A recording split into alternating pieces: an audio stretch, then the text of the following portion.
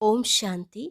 आज है 6 दिसंबर 2021 के ईश्वरीय महावाक्य। पहले सुनते हैं मुरली के मुख्य पॉइंट्स। बाबा ने कहा, तुम बच्चों को बाप से कितना सहज वर्षा मिल रहा है, परंतु माया याद भुला देती है, इसलिए मेहनत करनी पड़ती है। दिल कहती है पवित्र बने, परंतु माया बहुत खराब ख्यालात लाती रहती। कोई भी विकार का भूत अंदर होगा तो दिल को खाता रहेगा। अगर नाम बदनाम करेंगे तो अपना ही पद भ्रष्ट कर लेंगे। फिर कहा, उल्टा रास्ता बताने वाले दुनिया में बहुत हैं, सच्चा रास्ता बताने वाले हैं थोड़े। उन पर भी माया का बहुत वार हो जाता है।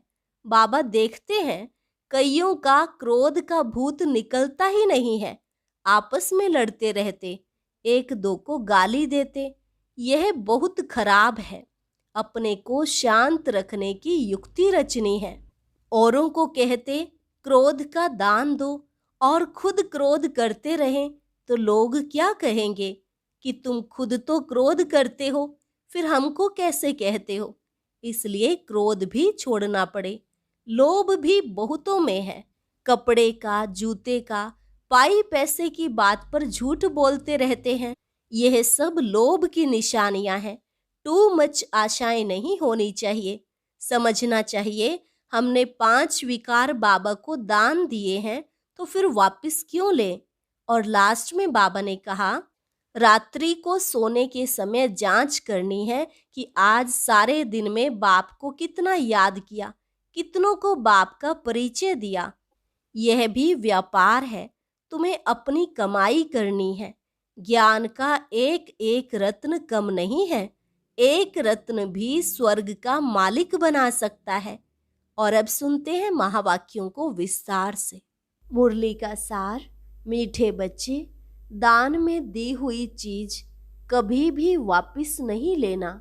वापस लेंगे तो आशीर्वाद के बदले श्राप मिल जाएगा। प्रश्न, कौन सा निश्चय पक्का हो जाए तो किसी भी विरोध का सामना कर सकते हैं। उत्तर, अगर निश्चय हो जाए कि हमको भगवान मिला है, उसे याद कर हमें विकर्म विनाश करने हैं, विश्व की बादशाही लेनी है, तो सब अपोजिशन खत्म हो जाएंगे, सामना करने की शक्ति आ जाएगी। निश्चय की कमी है तो मूंझ जाते हैं, फिर ज्ञान को छोड़ भक्ति में लग जाते हैं। गीत, तुम्हें पाके हमने जहां पा लिया है, जमी तो जमी आसमां पा लिया है। ओम शांति। यह गीत कौन सुनते हैं? बच्चे सुनते हैं, वही अर्थ को भी समझते हैं। प्रजा भी जो सुनती है वह भी विश्व का मालिक बनती है। जैसे भारतवासी सब कहते हैं हमारा भारत, वैसे वहां भी यथा राजा रानी तथा प्रजा सब समझते हैं विश्व के मालिक हैं। जैसे यूरोपवासी आए तो वह भी कहते थे हम हिंदुस्तान के मालिक हैं। उस समय फिर हिंदुस्तानी नहीं कहेंगे कि हम हिंदुस्तान के मालिक हैं, वह गुलाम थे। राजाई सारी उन्हों के हाथ में थी। फिर हमारा राज्य भाग्य रावण ने छीना। अभी हमको अपना राज्य चाहिए। यह पराया राज्य है। गाया भी जाता है दूर देश के रहने वाले। अब तुम अपना राज्य ले रहे हो। तुम कोई के लिए लड़ते नहीं हो, अपने लिए ही तुम सब कुछ करते हो। वह सेना लड़ती है अपने प्रेसिडेंट व प्राइम मिनिस्टर के लिए। बड़े आदमी तो वह बनते हैं ना, उनको नशा अच्छा रहता है।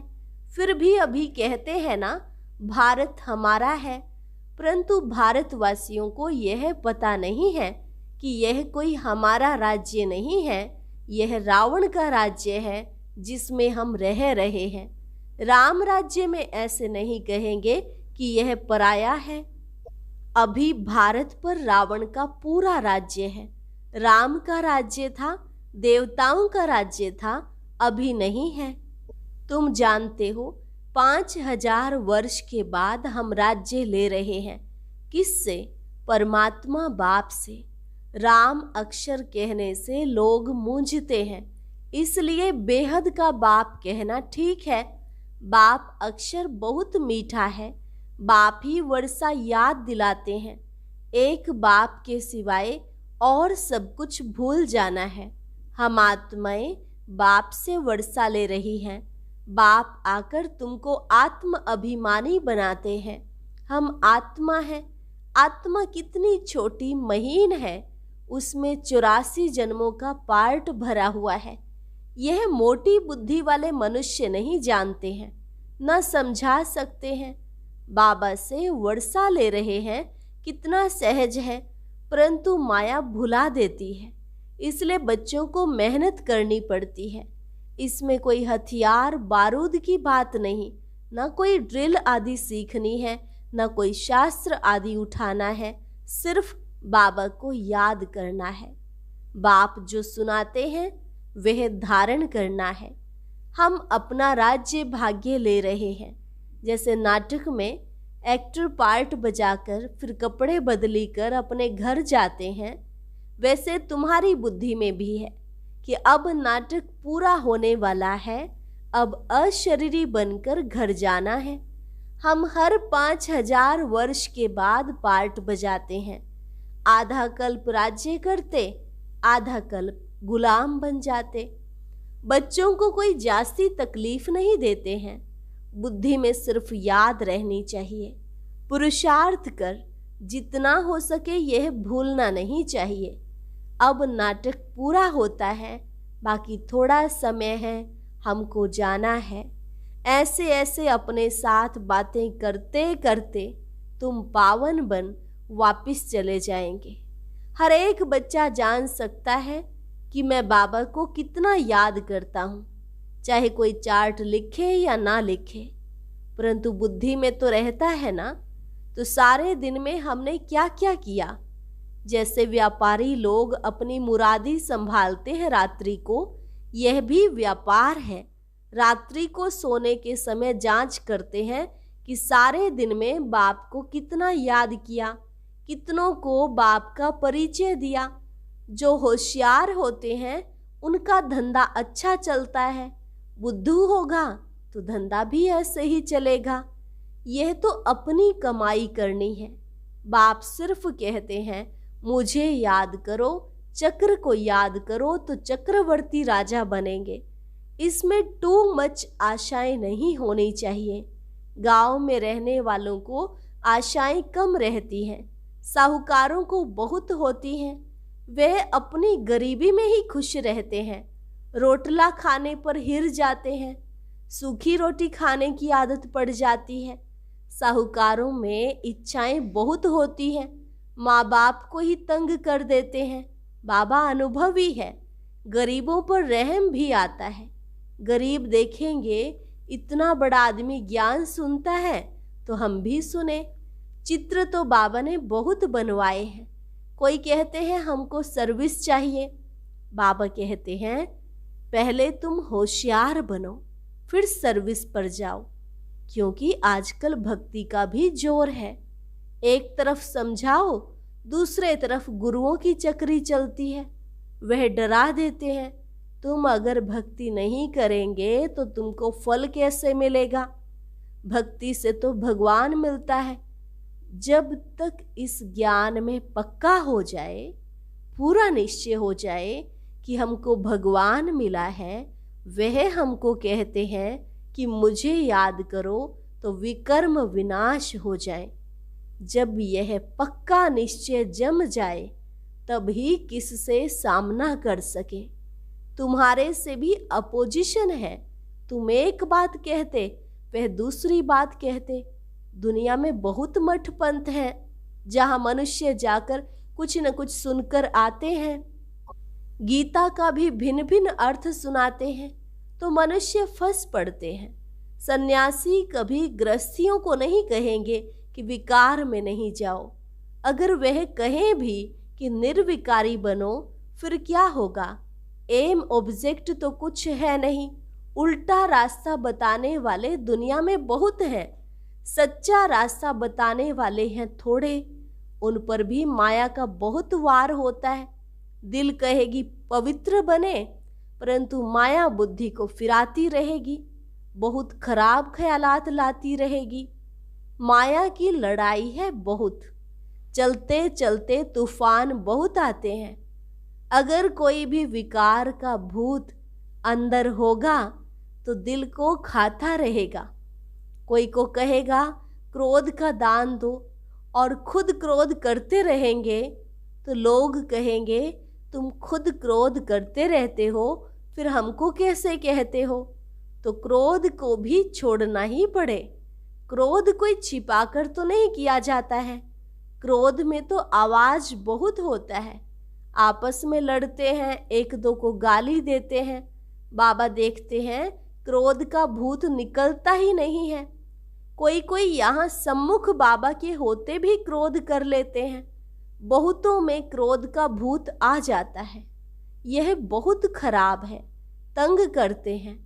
बाबा तो फिर प्यार से समझाते हैं, अगर नाम बदनाम करेंगे तो फिर पद भी भ्रष्ट कर देंगे।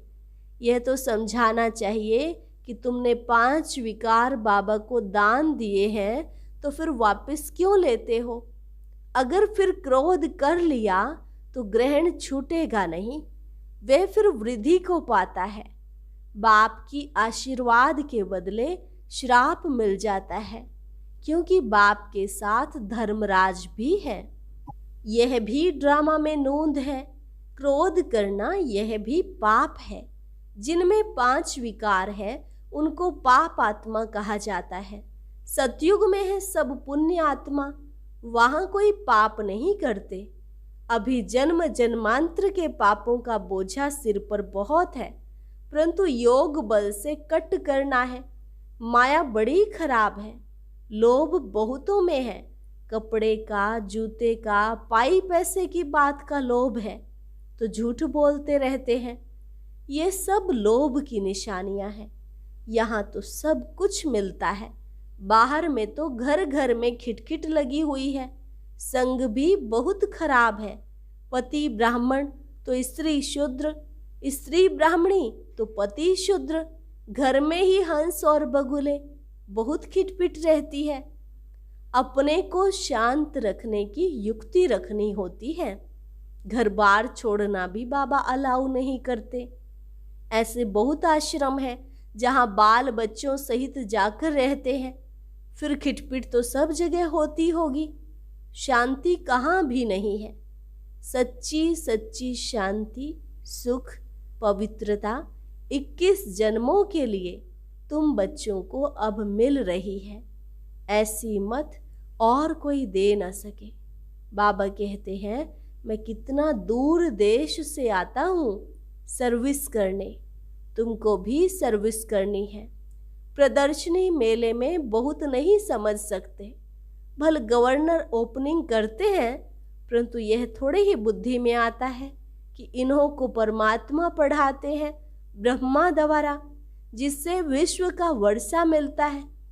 सिर्फ कहते हैं अच्छा है, माताएं अच्छा कर्तव्य कर रही है, श्रेष्ठाचारी बना रही है।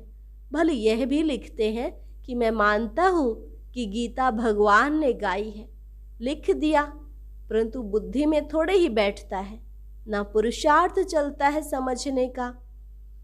तुम्हारी बुद्धि में है कि शिव बाबा ब्रह्मा द्वारा कहते हैं कि मुझे याद करो तो तुम यह लक्ष्मी नारायण बनेंगे।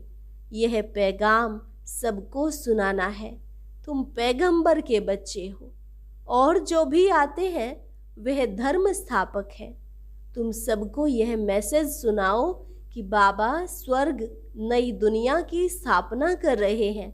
बाबा कहते हैं अगर तुम मुझे याद करेंगे और पवित्र रहेंगे तो तुम भी स्वर्ग के मालिक बन जाएंगे। घड़ी घड़ी यह ख्यालात चलने चाहिए। कच्ची अवस्था होने के कारण धंधे धोरी में जाते हैं तो सब कुछ भूल जाता है। फिर जो कुछ महावाक्य सुनते हैं वह भी व्यर्थ नहीं जाते हैं। एक एक रत्न कम नहीं है। एक रत्न भी स्वर्ग का मालिक बना सकता है। गाते भी हैं भारत हमारा बहुत उच्च देश है। तुम जानते हो, हमारा भारत जो स्वर्ग था वह अब नर्क बना है। अब फिर बाबा कहते हैं, मामेकम याद करो तो विकर्म विनाश होंगे। प्रजा तो ढेर बनती जाती है, वृद्धि भी होती रहती है, सेंटर्स खुलते ही रहते हैं। बाप भी कहते हैं गांव में जाकर सर्विस करो। ऐसे बहुत गांव हैं जहां मिलकर क्लास करते हैं, फिर बाबा को पत्र लिखते हैं। तुम बच्चों का काम है ब्राह्मण धर्म को बढ़ाना, ताकि सब मनुष्य देवता बन जाएं। यहाँ वाला जो होगा वह और सत्संगों में नहीं फंसेगा। यहाँ मुख्य बात है पवित्रता की। इस पर ही बाप बच्चों के, स्त्री पुरुष के, पुरुष स्त्री के दुश्मन बन जाते हैं। गवर्नमेंट भी कहती है यह क्या करते, यह क्यों होता है, परंतु धर्म में इंटरफियर तो कर नहीं सकते। स्वराज्य तो स्थापन कर ही लेंगे। पहले जो लड़ाई लगी है और इसमें रात दिन का फर्क है। यह बॉम्ब्स आदि पहले नहीं थे। तुम जानते हो, हमारे राज्य में लड़ाई का नाम निशान भी नहीं होगा। सतयुग त्रेता सुख, द्वापर कलयुग दुख। नई दुनिया और पुरानी दुनिया, दुनिया एक ही है, सिर्फ नई और पुरानी बनती है। अब पुरानी दुनिया विनाश हो, नई बनने वाली है। यह पुरानी दुनिया अब कोई काम की नहीं रही है, फिर नई दुनिया चाहिए। दिल्ली में कितने बार नए महल बने होंगे। जो आते हैं वह तोड़ फोड़ कर फिर अपना नया बनाते हैं यादगार के लिए। जब बड़ी लड़ाई लगेगी तो ये सब टूट फूट जाएगा। फिर नई दुनिया में नए महल बनाएंगे। फिर जितना जो पढ़ेगा उतना उच्च पद पाएगा। कोई अच्छा पढ़ते हैं, कोई कम। यह तो चलता रहता है। तुम बच्चे यह पक्का याद रखो कि हमने अब 84 जन्म पूरे किए हैं। अब हमको घर जाना है। यह पुराना शरीर छोड़ हम अपने घर जाएं। ऐसी पक्की अवस्था हो जाए, फिर और क्या चाहिए। ऐसी अवस्था में कोई शरीर भी छोड़े तो बहुत ऊंच कुल में जन्म लेंगे। अच्छा, मीठे मीठे सिकिल थे बच्चों प्रति मात पिता बाप दादा का याद प्यार और गुड मॉर्निंग। रूहानी बाप की रूहानी बच्चों को नमस्ते। रूहानी बच्चों की रूहानी बाप दादा को नमस्ते नमस्ते, गुड मॉर्निंग। धारणा के लिए मुख्य सार। पहली पॉइंट, अपनी कमाई जमा करने के लिए बाप और चक्र को याद करते रहना है। माया की चक्री में कभी नहीं आना है। टू मच आशाएं नहीं रखनी है। दूसरी पॉइंट, मनुष्य को देवता बनाने के लिए अपने ब्राह्मण धर्म को बढ़ाना है। गांव गांव में जाकर सेवा करनी है। वरदान, बार बार हार खाने के बजाय बलिहार जाने वाले मास्टर सर्वशक्तिमान विजयी भव। बार बार हार खाने के बजाय बलिहार जाने वाले मास्टर सर्वशक्तिमान विजयी भव। स्वयं को सदा विजयी रत्न समझकर हर संकल्प और कर्म करो तो कभी भी हार हो नहीं सकती। मास्टर सर्वशक्तिमान कभी हार नहीं खा सकते। यदि बार बार हार होती है तो धर्मराज की मार खानी पड़ेगी और हार खाने वालों को भविष्य में हार बनाने पड़ेंगे। द्वापर से अनेक मूर्तियों को हार पहनाने पड़ेंगे। इसलिए हार खाने के बजाय बलिहार जाओ। अपने संपूर्ण स्वरूप को धारण करने की प्रतिज्ञा करो तो विजयी बन जाएंगे। स्लोगन, कब शब्द कमजोरी सिद्ध करता है, इसलिए कब करेंगे नहीं, अब करना है। अच्छा, ओम शांति। आज की अव्यक्त मुरली जरूर सुने।